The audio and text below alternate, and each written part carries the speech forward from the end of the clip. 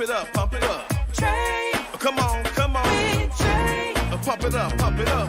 It's the day with This is the day to gain inspiration, to make a positive change in the nation. We're inviting you to partake in conversation to raise your vibration. It's the day that we will all celebrate all of our peace that make this thing elevate. Watch the negative fade away, cause it's the day with Trae.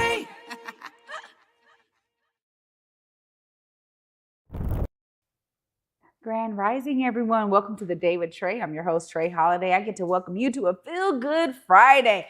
And you know what? I'm going to talk about feeling good because we got some great guests in the building today. We got Keith Tucker back in the building from Hip Hop is Green. We're going to be talking about his organization and their upcoming Hip Hop Climate Conference. And later on in the show, we got Kyle Johnson with AVELA, who is also participating as a partner with this amazing conference. So we get to learn more about AVELA and how he's connected to the Hip Hop Climate Conference, y'all. So when I talk about feeling good, you know, if we got good climate and we're feeling good about what we're putting in our bodies, it's definitely a Feel Good Friday. But of course, it's also the top of the show, right? So this is the perfect time for you to share this show with others who you feel could benefit from a daily dose of dopeness we work to give you here on the Day with Trae.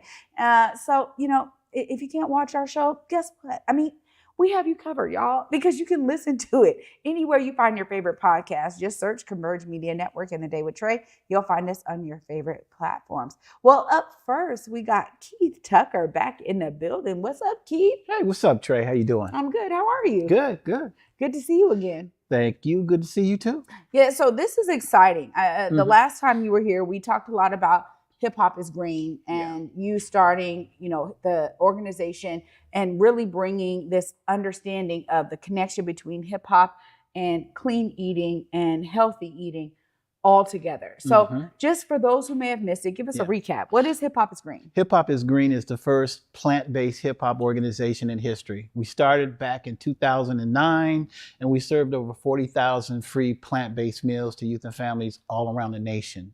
So that was our original mission. But when you've been in business for 16 years, things evolve, right? And for what the times are. So right now we're working with youth on climate change and a really cool event that we have coming up soon. Well, we all know that. I think, you know, I love that youth voices are involved in climate because we understand that this is going to need to have repair for generations to come. And so the thoughtfulness around the products we're using, how they're impacting the climate and the planet is so important. Tell us a bit about how young folks are getting engaged. Yes. So when the pandemic happened, we kind of pivoted our organization. And so we started a program called the Youth Excellence Program. And that Youth Excellence Program is geared towards teaching young people about climate change. And we still have healthy eating in there as well, too. So they have we have an intense program. So they go through 10 weeks, they have mentorship, they have field trips, they have discussions. It's a life-changing program because we spend hundreds of hours with the kids in our program. And then they get introduced to people like AVELA at the University of Washington to take it a step further. So we're in the business now of creating a new generation of climate change makers, people that have new ideas, new concepts, and that are introduced to climate change and healthy eating at a young age. So, and they're doing great. Tell you one thing we did, they planted over 3,051 trees so far in our 10,000 tree program. So they're out there doing it. Well, what I really appreciate, especially when I think about impactful programs for my youth, was action-based, right? Like it was me getting my hands in the soil. It's me connecting, you know, with opportunities to utilize my energy towards something that's beneficial.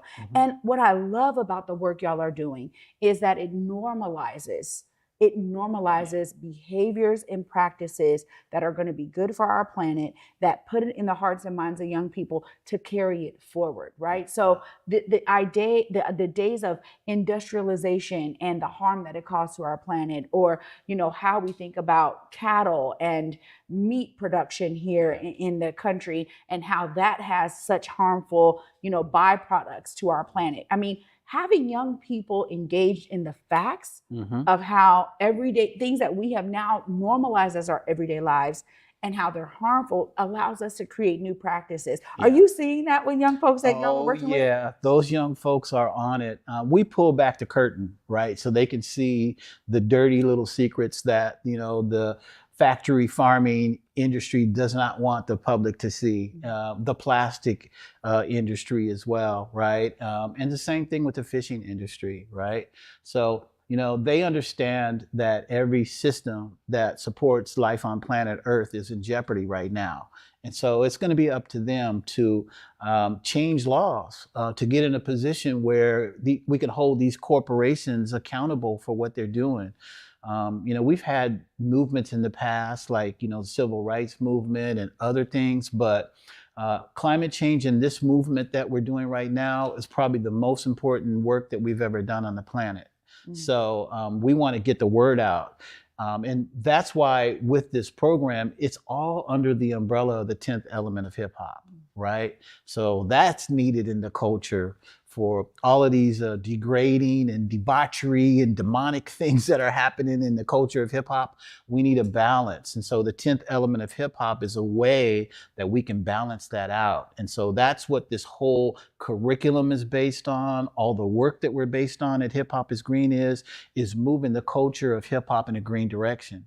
And, me as a senior citizen of hip hop, I have to pass the torch to younger generation. And that's where organizations like AVELA come in. That's where the young people that we've been working with come in, is for me to be able to pass the torch to the next generation. And the amazing work that AVELA is doing will get the job done. And, with a little help from Hip Hop is Green. There we go. Yeah. Well, it sounds like it's a phenomenal partnership, but also I really appreciate you talking about the state of hip hop right now. It will kind of be remiss of me Yeah. to not at least go there a little bit, right? I mean, we're seeing a lot right now. It may be centered around some of celebrities we've known for a long time, but the idea of somewhat what people are calling almost like an awakening is taking place. But what I love about what Hip Hop is Green is doing is that it goes back to the original concepts of the beginning of hip hop. Yeah. And you've always been very intentional about that. Tell us why that's been so important to make sure people understand the origin of how hip hop was really generated to give voice to the concerns of community members in an artistic way. You've always connected those things. Yeah. Growing up in Seattle, I've been very fortunate to be around Elmer and Aaron Dixon and the Black Panthers. Growing up in that civil rights and that activism has always been a part of me. My dad, he helped found Langston Hughes as well. So it's been a part of my family. But in hip hop, that's been a part of the foundation of what hip hop really stood for when we first started hip hop culture. But then as the record system came in there and selling music, and it came into the business, and other people from outside of our community came in, all of that stuff changed. And now what it is we don't control the narrative of what hip hop is on the planet, right? We don't control the artists that are coming out. These artists are selected. The music is selected.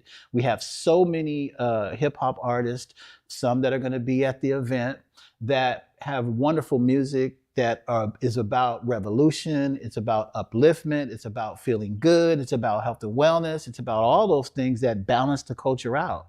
We've had that balance in the past, but now there's no balance in the culture. So we want to put balance in there, and that's what the display of the 10th element of hip hop is. It displays all of that stuff. Yeah, I really appreciate you ushering in and introducing the world to the 10th element of hip hop in that way. And I appreciate your intentionality to say, like, hey, in these times, it's important to remember that this is an opportunity to bring it back to the origin. So I appreciate that. But I got questions because, I got a 10-year-old. I'm like, how do people get their kids into the programs that y'all are doing? Because I need him to get plugged in. Sure. So we run our programs just within the community. So we'll put out an announcement that we're starting a program on such and such date. And if your son wants to join, we'll get them in, and it's that simple. So we'll market at the community centers, the local high schools, and let them know when the date starts. We've hired more people now, so we're building capacity because of the need of our program. So it's doing really well. So, you can reach us at hiphopisgreen.com too, as well, to get plugged in. And if you're really excited about it, just, DM us or send us an email or whatever, and we'll get you plugged in that way. Right on. Yeah. Well, it's good to know that there are ways for people to get the young people in their lives tapped in, because I think the sooner people have an understanding, especially young people have an understanding of, the climate now, doing something about it makes waves and changes our future. So I'm so grateful that y'all are doing that. But of course, you got this amazing. This is the first hip hop climate conference that y'all are putting on. Tell us about some of the things you're excited for the audience to see. Oh man. So we have MCs come in, like Freeway, like Sa Rock, like the legendary pioneer Easy AD of the Cold Crush Brothers.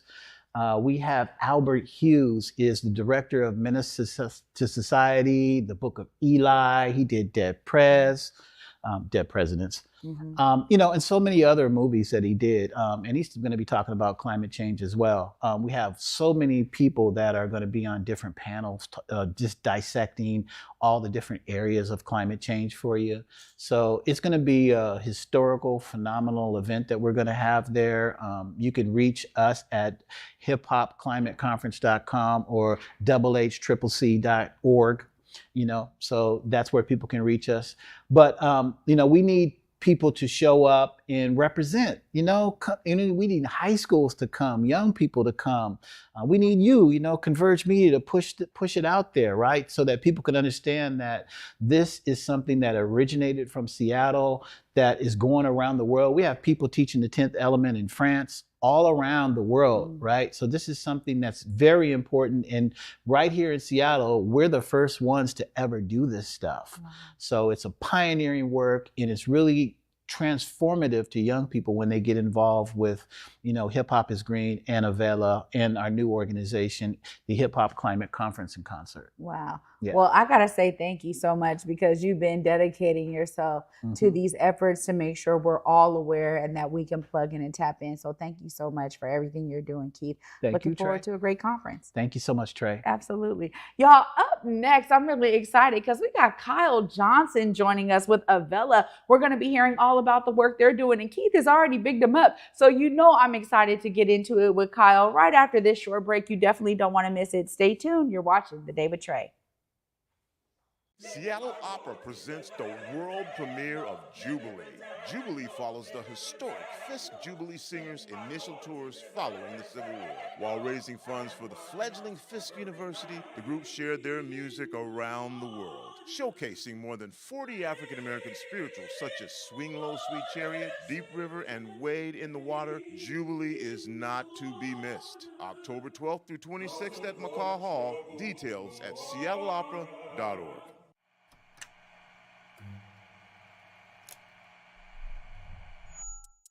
Hello, welcome to Elite Insights with Carlos Imani. We're looking to offer an in-depth look at event production industry through the lens of client experiences and joint successes. The podcast will emphasize guest interviews, focusing on client discussing their fields and reflecting on their collaboration with Elite Collective.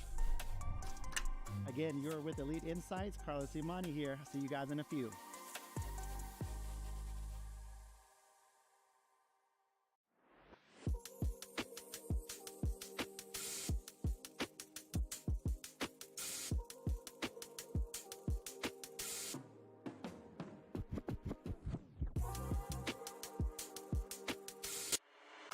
My mind a lot, don't need no time watch. I don't know how I got you in my pocket spot. Yeah, this babe, need you every day. You seem like the barging down, got my heart no barging in. From the bed to the floor to the couch, might wake the neighbors up, break you in and break you out. In the end, we gon' make a child. then we gon' hit the show. Part 2, we don't need no pause. Misty, we gon' get tipsy, don't need a power shot. Copy my steel. Face the fact that. Copy my steel. Face the fact that. Welcome back, everyone, to the Day with Trae. I'm your host, Trae Holiday. Joining me right now is Kyle. Hi, Kyle. Hello, hello. Hey, you doing all right? Yes, and yourself? I'm good. And it's great to have you here. Now, Keith already gave us a little bit of connection about the phenomenal work you're doing at AVELA. Tell us more about what got you started with this organization and why you're there. Yeah, I was an undergrad actually when I was at the University of Washington, and it felt like there were speed bumps, roadblocks, speed limits, and just a lot of obstacles to actually being able to kind of like juggle all the academics that you're learning and then trying to apply it in the community, specifically like your own communities. And so I ended up studying abroad in South Africa, and I studied racism in the education system. It compared to post-apartheid South Africa to post-Jim Crow era US. And one of the things that I learned out there from a very bright girl named AVELA was that it's not people that beat systems, it's systems that beat systems. And so when I came back inspired by the folks that I met there, I started AVELA, which was an acronym for A Vision for Engineering, Literacy, and Access. The idea being that when, you know, these certain systems that are in place feel like they're getting in your way, instead of maybe just trying to fight them, we can create our own ways. We can create our own paths. You know, this is the kind of revolutionary work that we talk about years to come that says, wow, like that was a catalyst to start changing the narrative and also moving the needle in a different direction. When you think about the larger vision for AVELA, you know, and the practical ways that it is going to impact the folks you're working with, the young people, tell us a bit about what that looks like for you. Yeah, I think it changes the perspective that we all have on what students can do. It's a student-led group, it's a student-led organization. Even as I've gotten older, it's remained that way with students who have come up after me. And I think one of the things that you can kind of notice with that student-led group is that the hunger is always there, because those are the people who are experiencing the problems. If you have this kind of detachment, which often happens at organizations, right, then sometimes you lose a little bit of that fight and that vigor when you're no longer the one that's having to go through that issue. And so when it comes to education, we have what's called a multi-tier mentorship model. And so we have like graduate students who help mentor our undergrads. Those graduate students are sharing like cutting edge technology, research, and devices and things like that the undergrads can then work to go out and share to their communities. They're just a year or two away from graduating high school and being in these areas. So that knowledge is very fresh, and the access to those resources and how to get, you know, your way to them is something that's just inherently a part of the program model. Yeah, I mean, literacy is huge. And I think sometimes people think, oh, it's too broad. You know, it encompasses a lot. How have you been able to kind of operationalize literacy as one of the letters in the acronym for AVELA? Yeah, we focus on tooling. And so I always tell our students, when you're going in and you're teaching, half of it's to teach a technical tool and half of it's for life mentorship. And so on the literacy aspect, it's making sure that they're in a place where, you know, mentally, emotionally, they actually have the capacity to engage with the learnings that they have during the school, you know, hours. And then as well, when they're engaging with those technologies, well, is it doing a bunch of boring math homework, or are you learning tools that can operationalize yourself to go and solve problems? So like some of our programs, we're teaching them how to program in HTML, CSS, and JavaScript. For the web devs out there, they probably know that's website development. We'll partner with the Urban League of Metropolitan Seattle, and then they'll bring in local minority-owned businesses. And now our high school students that are learning how to program are making websites for local minority-owned businesses, and they can walk around in their own neighborhoods and see that when they go there and go online and be like, oh, I made that site. Wow, that's really a practical way of not only doing the work, but making it community-centric. Why is that important in terms of that community connection for you? Because that's what motivates the students. At the end of the day, it's all about the students pushing for their vision. And what the organization is trying to do is be a system that empowers them. As I mentioned those roadblocks earlier, we're just trying to remove those from our organization and get as much funding and resources and mentors behind that as possible so that these students can help themselves. And at the end of the day, that is what the goal is, to mentor and guide them so that they can help fix their own problems. they're the ones that bring those issues to us instead of vice versa. Yeah, there we go. That's a great motto. And I'm seeing it more and more. And I really am enjoying hearing the different ways that, you know, the work being led by young people moves the work forward in ways that others would not have even thought of. I just really appreciate the innovation of the model. And I love seeing how it's coming through to fruition for so many different entities. Now, you are connected to Hip Hop is Green with this amazing Hip Hop Climate Conference. Tell us about why you stepped in to say, man, this is important. We need to be a part of this.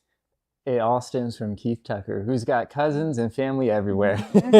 Some of our students were actually being mentored by one of Keith's cousins, who was like, you know, y'all should really get in contact. And so like 3 years ago now, we got in contact and started doing some more, you know, we teach STEM classes, doing it more focused within the climate and environmental justice lens. And so we've worked with Keith in expanding some of the programs that he does to include some of these STEM topics and research. We had, you know, projects that we've partnered with Microsoft Research on a research perspective that will then, like, you know, simplify down and teach those technical topics to the students that are in the class. And that's for doing things like environmentally friendly electronics. There's like more than 50 million tons of electronic waste that goes and sits in the ocean. And so trying to work with these, you know, giant companies in order to figure out solutions with students in mind and getting them the skills so that they can be the leaders in those industries is something that we've been working on. And when Keith was like, we should really try to take this to the next level, I was all for it. Wow. It's really beautiful to hear it. And for me, you know, I was able to study environmental sustainability in Kenya. And it was mind blowing for me, because when you talk about all of this stuff sitting, like the waste, we have a lot of work to do to repair all of that while building solutions that don't continue to cause that harm for the future. So it's a really interesting kind of time we're in right now. How do you see all of that working with AVELA?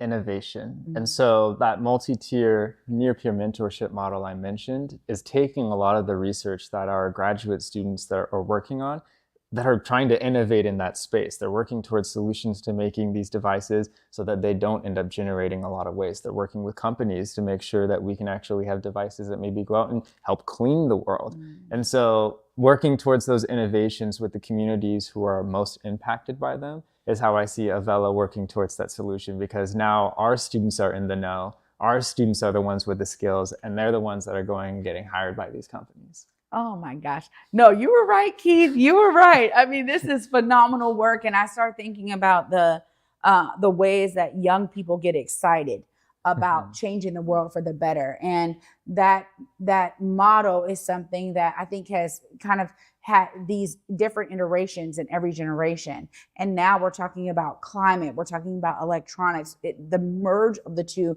being so significant right now. So I really appreciate the work you're doing. When you think about the things you're excited for when it comes to this conference and bringing people to understand the connection of hip hop, the climate, you know, all the ways that we are innovating, tell us why you're excited and some of the things you want the audience to know about.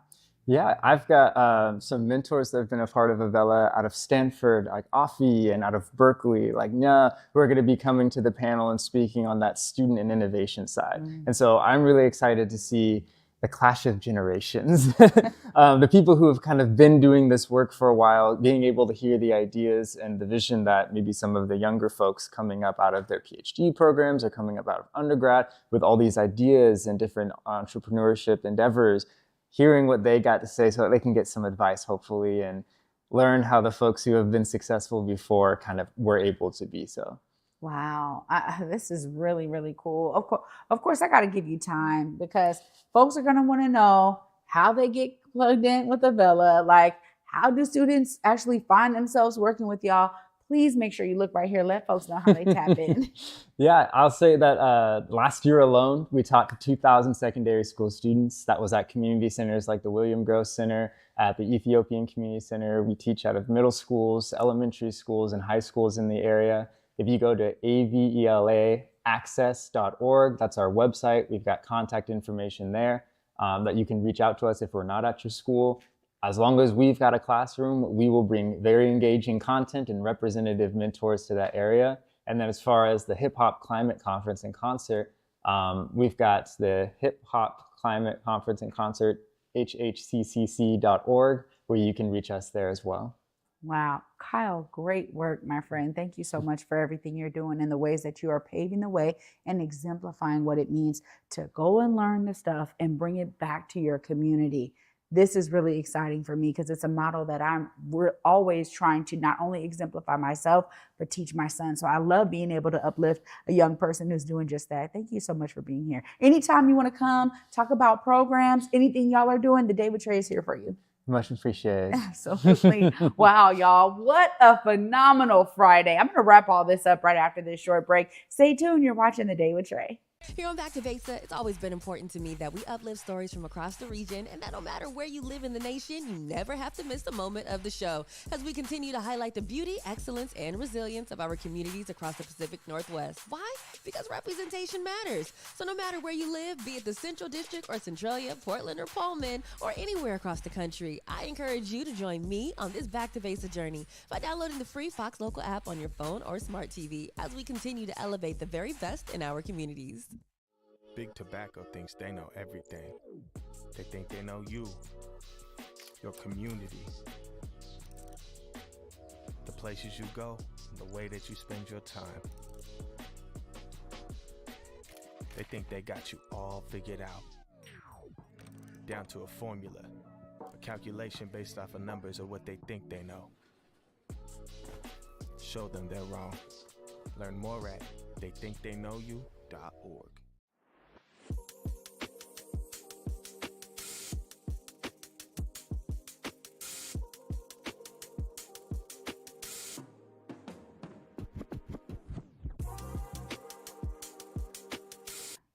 Welcome back, y'all, to The Day with Trae. I'm your host, Trae Holiday. I'm over here giddy because I'll tell you this, and I just said it to Kyle. My mind is not often blown, but it definitely was today. So it is beyond being inspired on this Feel Good Friday. Not only am I feeling good, I hope you're feeling good and that you are inspired. When we talk about being able to bring our brilliance back into community and take all of the ways that we have learned something that oftentimes benefits large corporations and sometimes trickles down into community. You know, Kyle said, no, I'm bringing it directly here. We are making sure that kids have pathways to this innovation that exists at the higher level so that when they get into engineering programs, he just said 70% of the students. You know what? Say it again.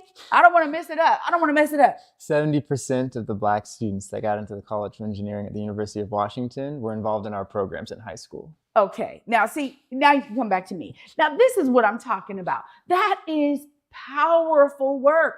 You know, this is why I love having this platform, y'all, because, you know, it's all about elevating this work so that you are engaged and informed. And of course, an organization like AVELA needs all of our love and support because this is the kind of stuff that's going to change the game. You know, when we talk about building ecosystems in community, we're often talking about how we get entities like AVELA as a part of that ecosystem. And already he's there.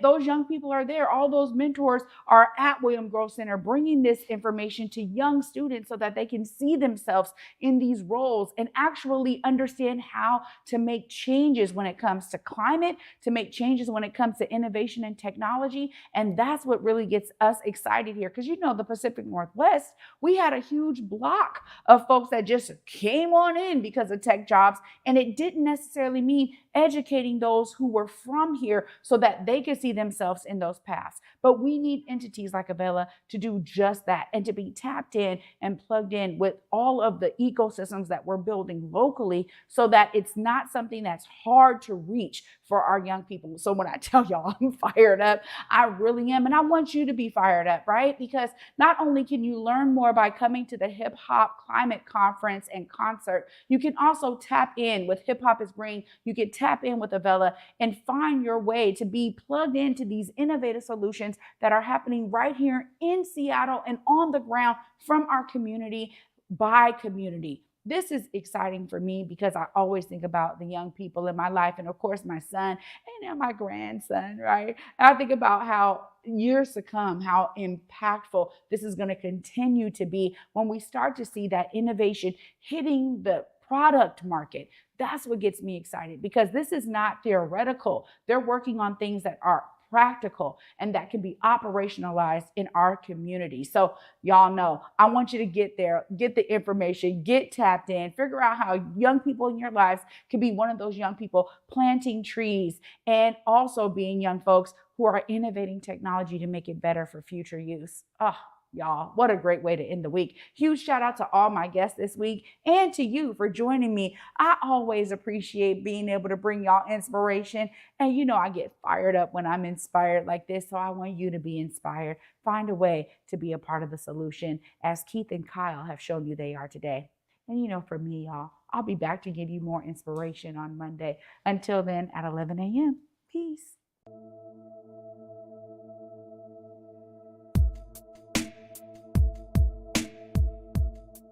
Converge Media produces culturally relevant content for Black and urban audiences. Our coverage is raw, transparent, and objective, praised by community leaders, government officials, and residents. Support Converge Media today via Venmo, Cash App, or PayPal at Converge Media.